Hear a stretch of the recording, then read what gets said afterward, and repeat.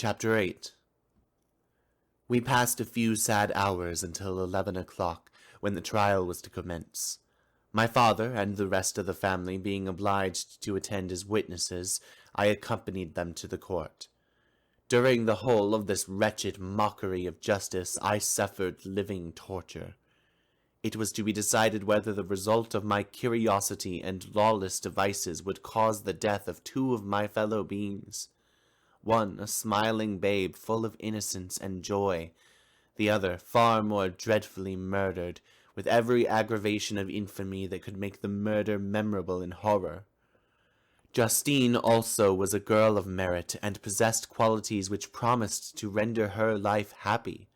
Now all was to be obliterated in an ignominious grave, and I the cause.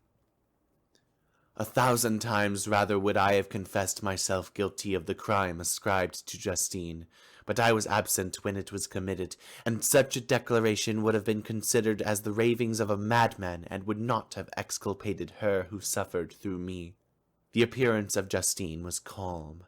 She was dressed in mourning, and her countenance, always engaging, was rendered by the solemnity of her feelings exquisitely beautiful. Yet she appeared confident in innocence, and did not tremble, although gazed on and execrated by thousands, for all the kindness which her beauty might otherwise have excited was obliterated in the minds of the spectators by the imagination of the enormity she was supposed to have committed. She was tranquil, yet her tranquillity was evidently constrained, and as her confusion had before been adduced as a proof of her guilt, she worked up her mind to an appearance of courage. When she entered the court, she threw her eyes round it, and quickly discovered where we were seated. A tear seemed to dim her eye when she saw us, but she quickly recovered herself, and a look of sorrowful affection seemed to attest her utter guiltlessness. The trial began, and after the advocate against her had stated the charge, several witnesses were called. Several strange facts combined against her, which might have staggered anyone who had not such proof of her innocence as I had. She had been out the whole of the night on which the murder had been committed, and towards morning had been perceived by a market woman not far from the spot where the body of the murdered child had been afterwards found. The woman asked her what she did there, but she looked very strangely, and only returned a confused and unintelligible answer. She returned to the house about 8 o'clock, and when one inquired where she had passed the night, she replied that she had been looking for the child, and demanded earnestly if anything had been heard concerning him. When shown the body, she fell into violent hysterics, and kept her bed for several days. The picture was then produced which the servant had found in her pocket, and when Elizabeth, in a faltering voice, proved that it was the same which, an hour before the child had been missed, she had placed around his neck, a murmur of horror and indignation filled the court. Justine was called on for her defense. As the trial had proceeded, her countenance had altered. Surprise, horror, and misery were strongly expressed. Sometimes she struggled with her tears, but when she was desired to plead, she collected her powers and spoke in an audible although variable voice. "God knows," she said, "how entirely I am innocent, but I do not pretend that my protestations should acquit me. I rest my innocence on a plain and simple explanation of the facts which have been adduced against me, and I hope the character I have always borne will incline my judges to a favorable interpretation where any circumstance appears doubtful or suspicious." She then related that, by the permission of Elizabeth, she had passed the evening on the night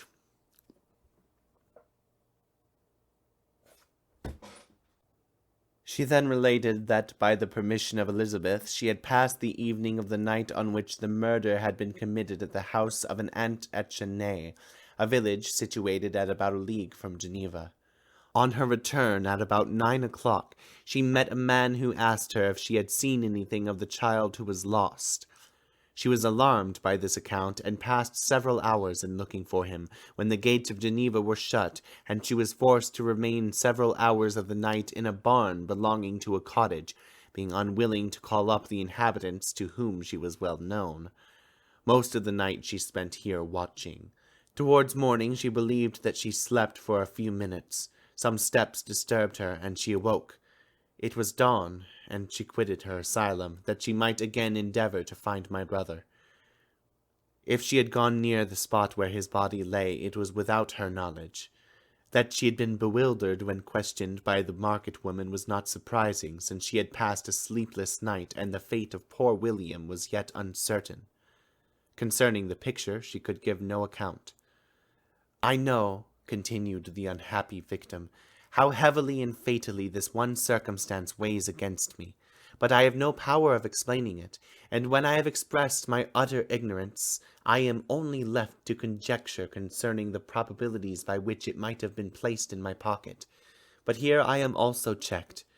I believe that I have no enemy on earth, and none surely would have been so wicked as to destroy me wantonly.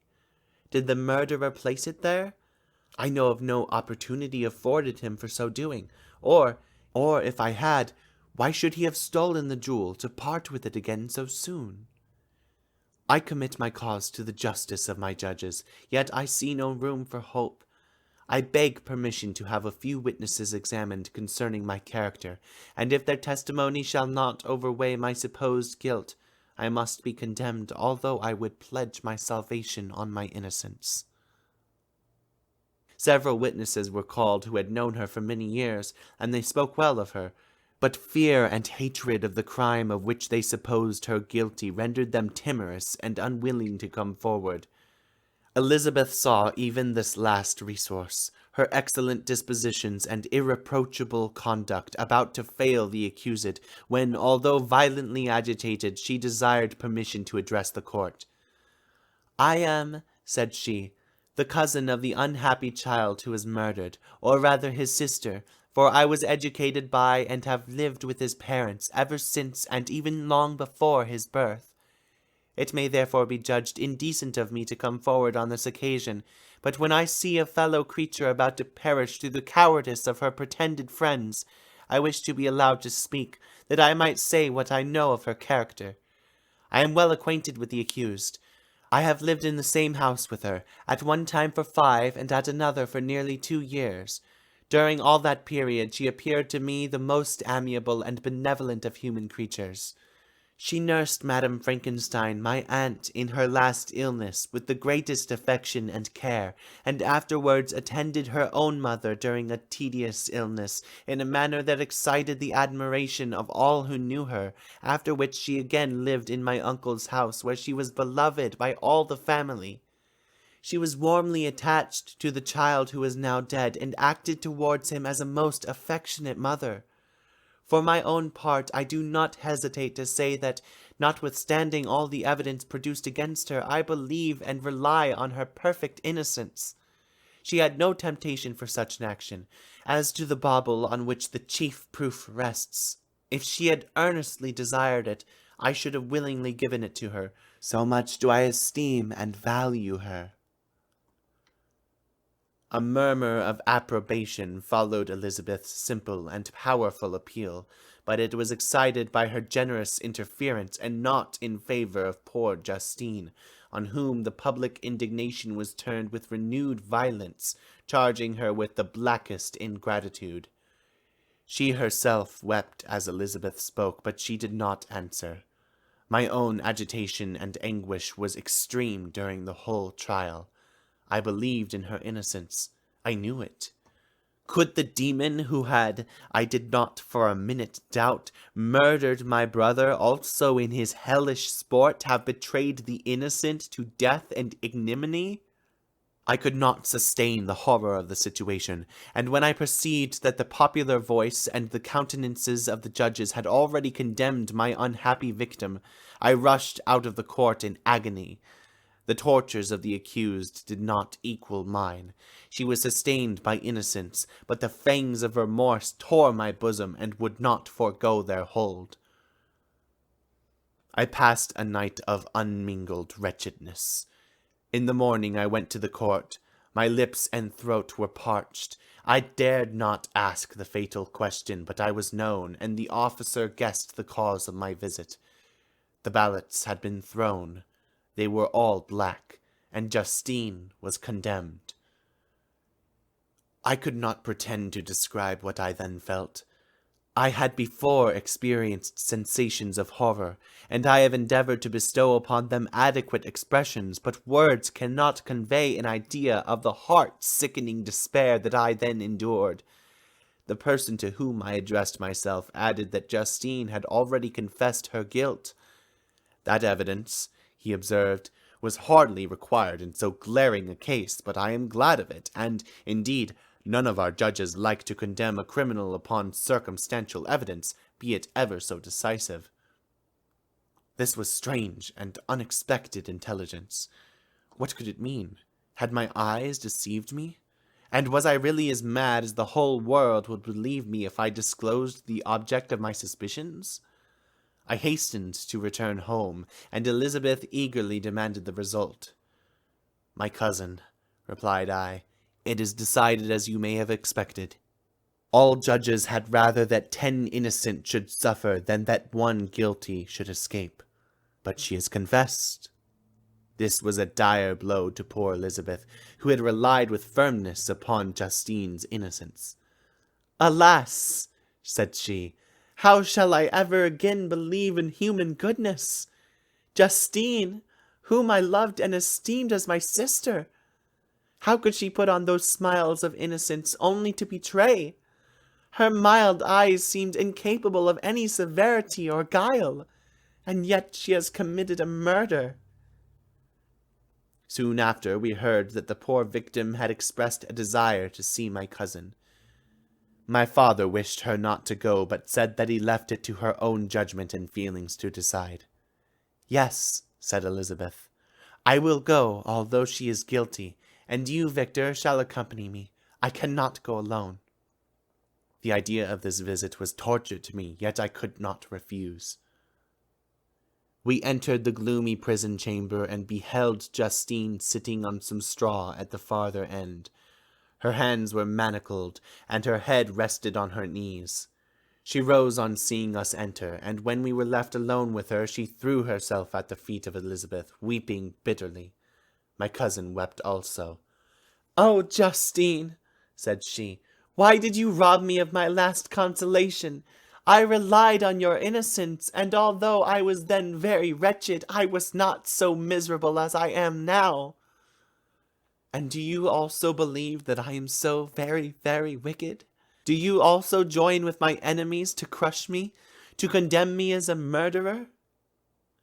Her voice was suffocated with sobs. "Rise, my poor girl," said Elizabeth. "Why do you kneel if you are innocent? I am not one of your enemies. I believed you guiltless, notwithstanding every evidence, until I heard that you yourself declared your guilt. That report you say is false, and be assured, dear Justine, that nothing can shake my confidence in you for a moment but your own confession." "I did confess, but I confessed a lie.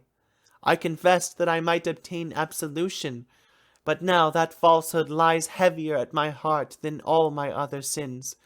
The God of heaven forgive me. Ever since I was condemned, my confessor has besieged me. He threatened and menaced, until I almost began to think that I was the monster he said I was. He threatened excommunication and hellfire in my last moments if I continued obdurate. Dear lady, I had none to support me. All looked on me as a wretch doomed to ignominy and perdition. What could I do? In an evil hour I subscribed to a lie, and now only am I truly miserable." She paused, weeping, and then continued, "I thought with horror, my sweet lady, that you should believe your Justine, whom your blessed aunt had so highly honored, and whom you loved, was a creature capable of a crime which none but the devil himself could have perpetrated. Dear William, dearest blessed child, I soon shall see you again in heaven, where we shall all be happy, and that consoles me, going as I am to suffer ignominy and death. Oh, Justine, forgive me for having for one moment distrusted you. Why did you confess? But do not mourn, dear girl. Do not fear. I will proclaim, I will prove your innocence. I will melt the stony hearts of your enemies by my tears and prayers. You shall not die.